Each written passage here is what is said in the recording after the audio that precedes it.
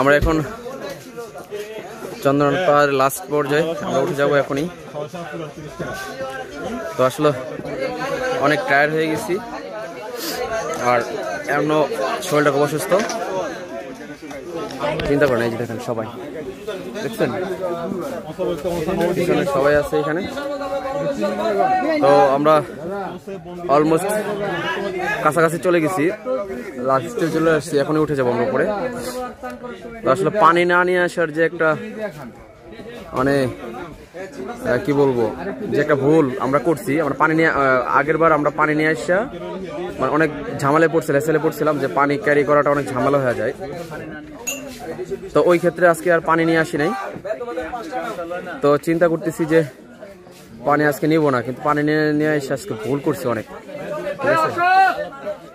উপরে এসে পানি পাওয়া যাচ্ছে না, আর পানি পাইলেও অনেক দামে কেনা লাগতেছে, আর টেস্টি স্যালাইন নেই উপরে। ওই দেখেন সবারই একই অবস্থা। ওকে, আল্লাহ হাফেজ।